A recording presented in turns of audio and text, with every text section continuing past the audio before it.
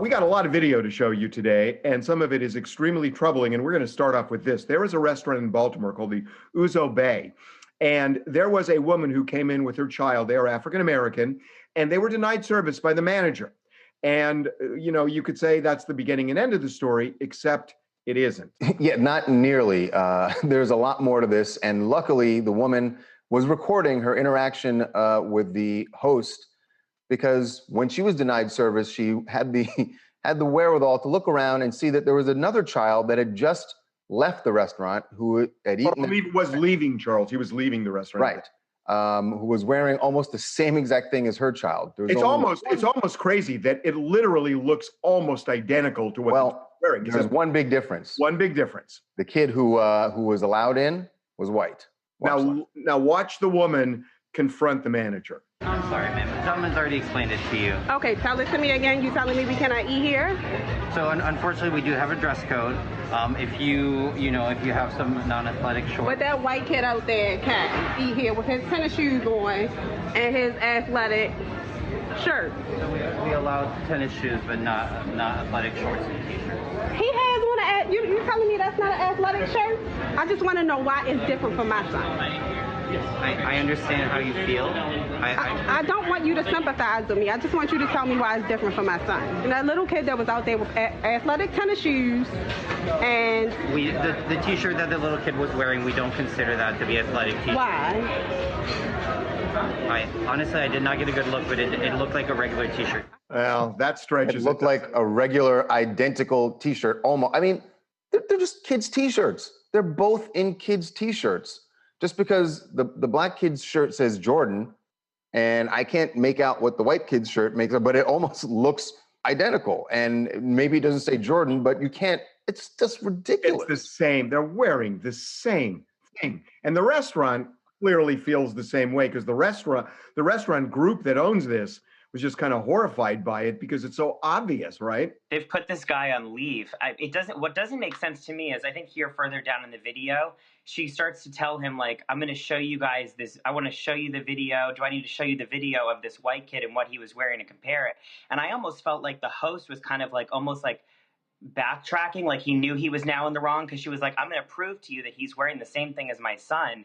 And it almost like the host appears like, almost like, okay, yeah, you can show me the video. Like he's kind of going along with her now. Yeah. Well, I mean, he was presented with the evidence and had to know he was in the wrong. So the restaurant is, of course, apologizing now, which they should.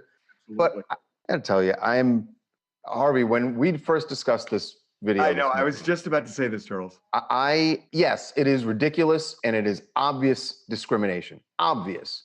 My initial reaction was, okay, I can't, I've run out of outrage. And this one didn't rise to a level initially to me where I felt like I should be outraged by it. And also because, and I hate to say this, there's a part of me, and I think a lot of black people in America, where you just know that this is the way it goes, and you've kind of just accepted, okay, these racist people are clearly discriminating. I'm just going to take my business elsewhere.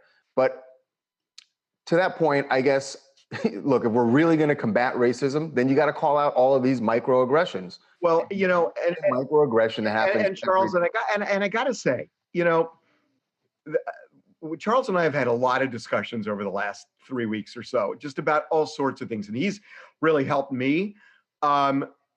You know, I remember back a year or two, and I really feel bad, and I want to apologize to you that something really terrible happened to you at a hotel where they did the same sort of thing. Mm-hmm. And I remember we just kind of brushed it off, and I feel really bad about brushing that off because it's obvious this happens all over the place, and we shouldn't just brush it off.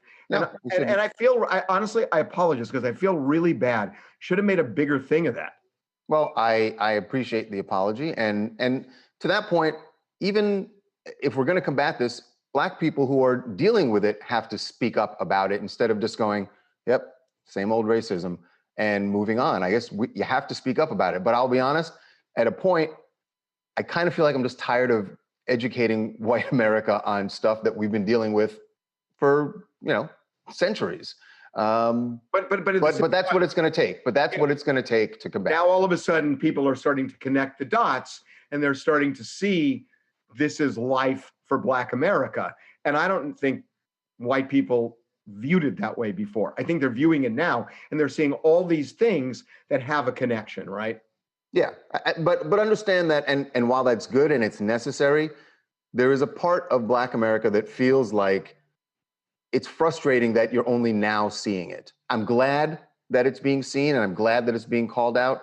There's a part of me that is a little frustrated that it's only now that it's being seen. But overall, it is better that it is being seen and being addressed. Hi, my name is Maya. I'm from Virginia. Racially charged incidents like this are disgusting, but not a surprise. They're perfect examples of why Black parents have to have the racism talk with their kids at such a young age. Clearly that racism and bigotry have no age limit whatsoever. Clearly.